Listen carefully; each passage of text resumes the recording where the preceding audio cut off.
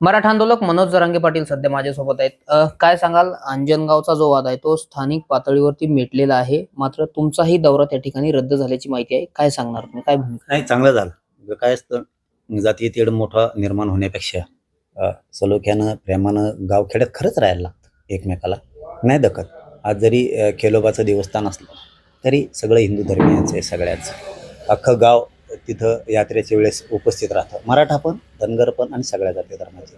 अशा देवस्थानाच्या ठिकाणी वाद करायचा का नाही एवढी अक्कल आम्हाला आहे, एवढी आहे.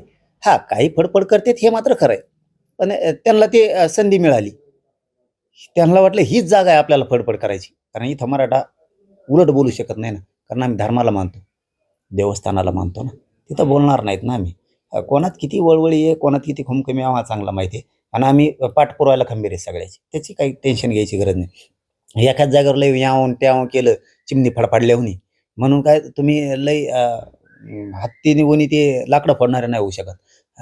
आम्हाला चांगलं माहिती आहे तुम्हाला, तुम्ही काय कुठं जाऊन आरडताय, काय करताय. पण आम्हाला तिथं फरंदे बाबाजींना मी शब्द दिला होता, ते धनगर समाजाचे गुरु आहेत वाटते. तर की बाबाजी, त्यांचा फोन आल्यानंतर आम्ही सांगितलं की बाबाजी, वाद होणार नाही, मराठा आणि धनगर शांततेत प्रकरण मिटणार, तुम्ही काळजी करू नका बाबाजी. कारण देव हे आपल्यासाठी सगळ्यांसाठी सारखा आहे. एखाद्या दुसऱ्या ठिकाणी झालं तर मग ठीक आहे, लावून धरता येतं. देवस्थानाच्या ठिकाणी कसं धरायचं? आमच्या हिंदू धर्माचं देवस्थान, धनगरांचं म्हणू नका तुम्ही. तिथे गेलेले काही जण चिमणीसारखे फडफड करत होते फक्त, की धनगराचं आहे. धनगरांचं नाही. तिथं जर महादेव आहेत, विष्णू आहेत, तर आपल्या हिंदू धर्माचं देवस्थान. कुळात जरी जन्म घेतलेला असला तरी आपल्या धर्माचा आहे. आणि तिथं मराठा धनगर असण्याचं काही कारण नाही. ते दुसऱ्या ठिकाणी बघू ना, तिथं कशाला देवाच्या ठिकाणी? आणि मग ते चुकीचं काही घडलं तर आपण चुकच म्हणलं पाहिजे. म्हणून आपल्याला ते आवडतच नव्हतं आणि ते खूप चांगलं झालं. ते मिटलं ना, खूप चांगलं झालं.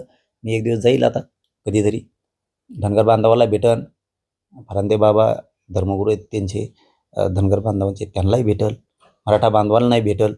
100% आम्ही सोबत आहेत तिथल्याही मराठा बांधवासोबत, आणि सविस्तर जाऊन भेटू. कौतुक आहे, स्वागत आहे त्यांचं की त्यांनी मस्त प्रकरण केलं आहे, मिटवलं. काहीला त्याच्यातून नेता व्हायचं होतं, काहीला त्याच्यातून दंगली घडवायच्या होत्या, पण देवस्थानापुढं चांगलं नाही.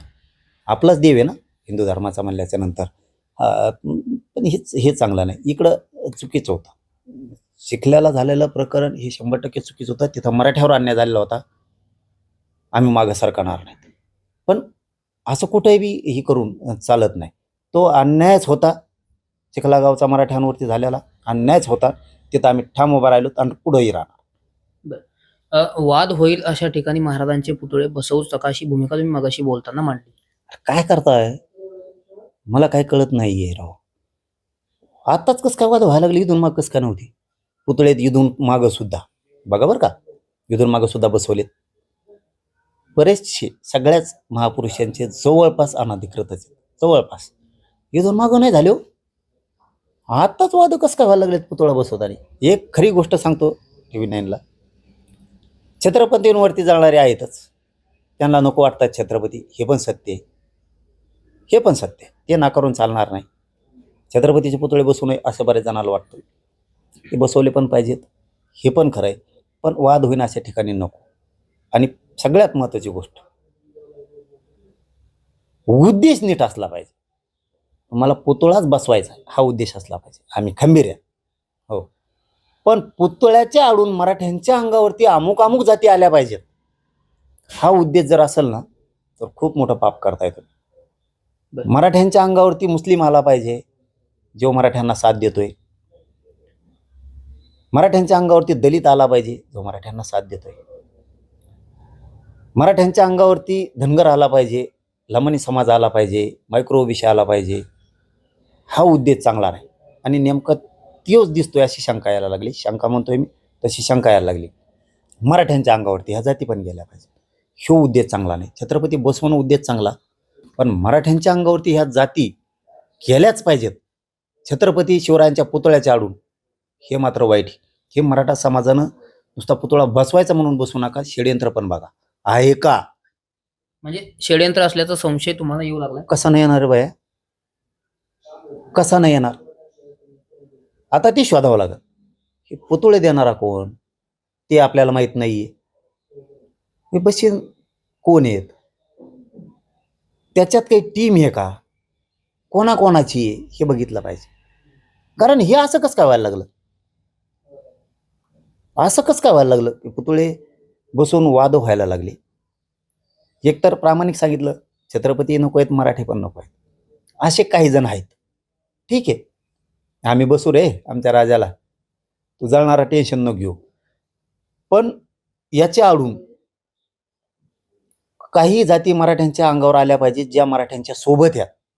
हे षडयंत्र आहे का काय, हे मात्र खूप भयानक आहे. मराठा समाजाने भोळं पण सोडून द्यावं. पुतळे नक्की बसावेत, पण याच्या आडून षडयंत्र आहे का हे सुद्धा बघावं. विनाकारण वाद उफळतील असं नको. आपण हे पाऊलच उचलू नका. एकतर वाद होतील अशा ठिकाणी पुतळेच बसू नका, बसूच नका. अरे यार, आपल्या राजासाठी एवढं करणार का आपण स्वतःची जागा घेणार का? का रे मराठ्यांनो, मी मुलगा म्हणून माझा तुम्हाला प्रश्न आहे. आपल्या राजासाठी तुम्ही चौकात बसवाच नाही म्हणत नाही मी बसा म्हणत नाही पण म्हणत नाही, दोन्ही म्हणत. पण आपण 1 गुंठा जागा घेऊन शाही थाटात आपल्या राजाला बसू शकत नाही. 4-5 गुंठे 10 गुंठे जागा घेऊन आपण मराठी आपल्या राजाला शाही जागेवरती बसू शकत नाही. मस्जिदी नाहीत का, त्यांना कोणी उठा म्हणतं का? वैयक्तिक जागा, मंदिरं उठा म्हणतं का कोणी? आपण जागा घ्या ना. अरे आपल्या बापामुळे आपल्याला इस्टेट आहे रे, आपल्या बापामुळे आपल्याला जमीन आहे, आपल्या बापामुळे आपल्याकडे मोठी गाडी आहे, आपल्या बापामुळे आपण बंगले बांधले. बापाचे छत्रपती शिवरायांपेक्षा मोठं या पृथ्वी तलावर कुणीच नाही आपल्याला. आपला देव आहे, दैवत आहे, आपलं सर्वस्व प्राण कोण आहे तर छत्रपती शिवराय आहेत.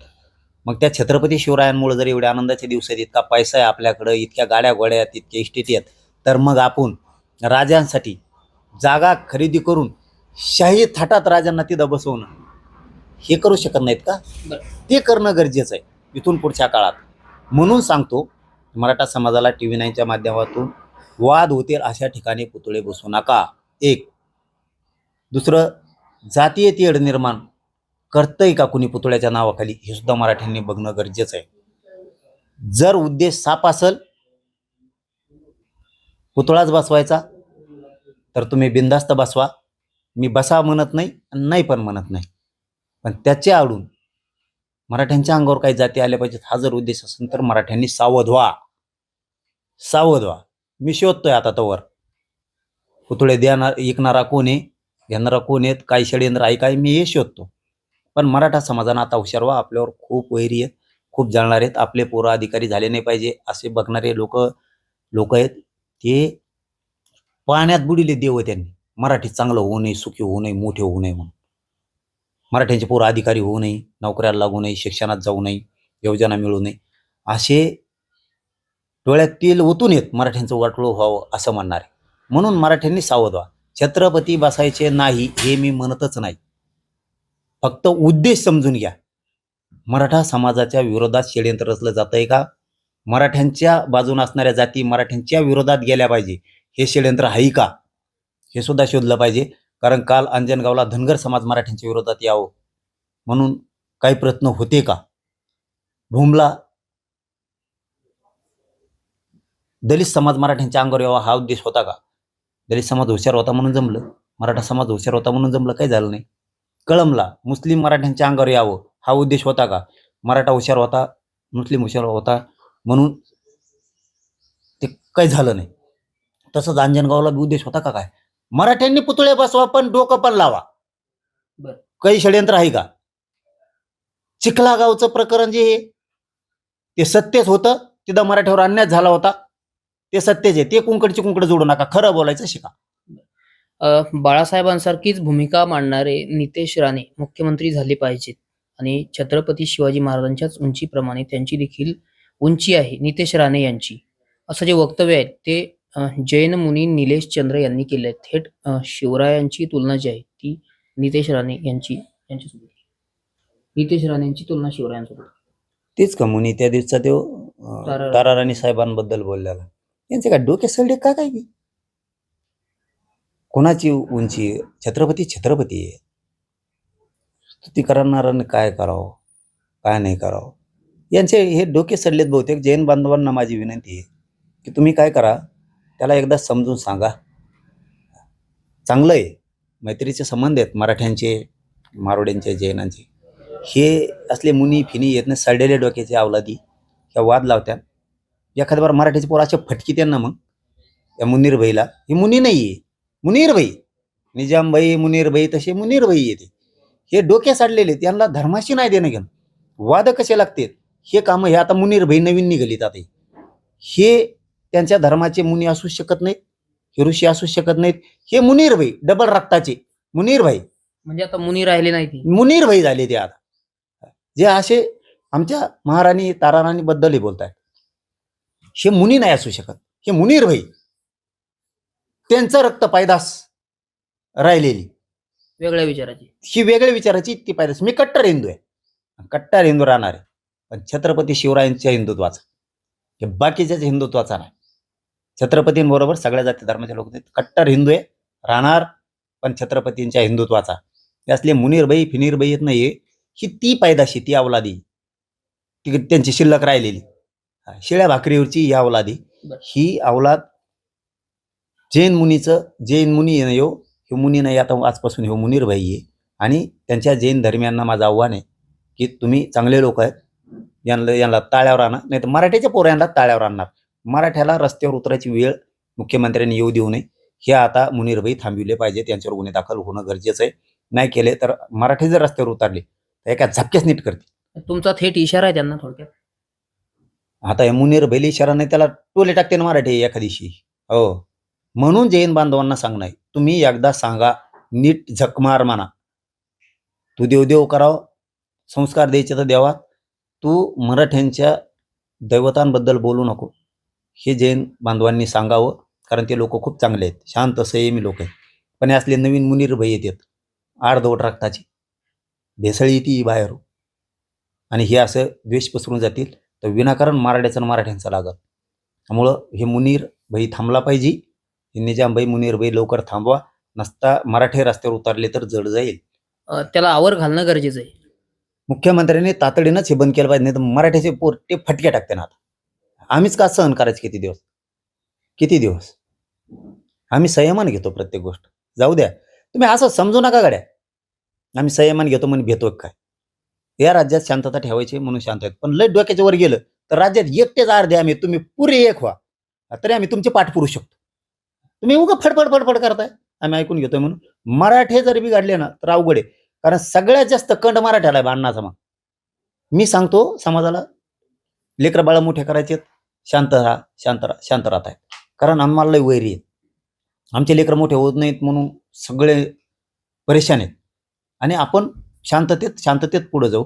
त्याचा अर्थ असा समजू नका चिमण्यासारखे काही फडफड फडफड करते तर मुंडकं पेरगळून पाडल्यासारखं काही वळवकट त्यांना वाटतं दबत असतो. दबत नाहीत, फक्त आम्ही परिस्थिती बघतोय की ही जागा योग्य नाही म्हणून आम्ही ऐकून घेतो. तुला माझं मस्ती असेल ना, भांडणाच्या बाबतीत मराठ्याचा हातच कोणी धरू शकत नाही. मराठ्याला मग सगळ्यात जास्त कंड आहे भांडणाचा. त्यांना टाइम बी असतो मग भांडणं करायचं म्हणल्यावर, किती काय बी होऊ दे कवर बी, तुकडा पुढं तर आम्ही मागं सरकत नाही.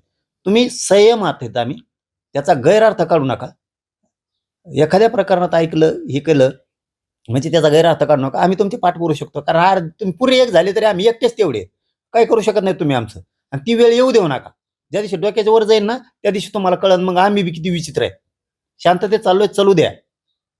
विनाकारण पुतळ्याला बी कोणी विरोध करू नका. विनाकारण ऐकून घेतो म्हणजे तुम्ही मस्तीत यायचं नाही, पण बसवणाऱ्याने सुद्धा विचार करा, याच्या पाठीमागं काही षडयंत्र आहे का.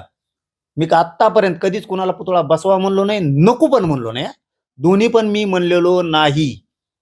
पण ती वाद झाला की लोकांचे फोन येत आहेत. आता इथून पुढं पुतळे बसवताना मराठा समाजाने विचारपूर्वक बसा. परत म्हणू नका मदतीला आले नाही. लोक षडयंत्र घडून आणायला लागलेत आणि आपल्या जातीच्या विरोधात ज्या जाती नाहीत त्या घालायचं षडयंत्र सुरू झालंय, हे मराठ्यांनी समजून घ्या.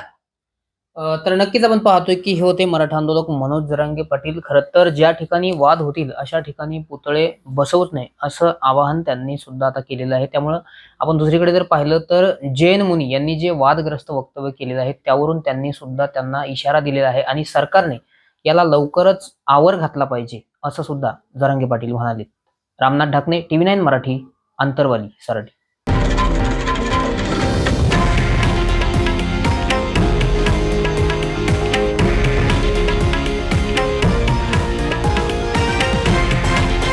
हे आहे देशातील नंबर 1 न्यूज नेटवर्क आणि आपण पाहत आहात TV9 मराठी, एकमेव.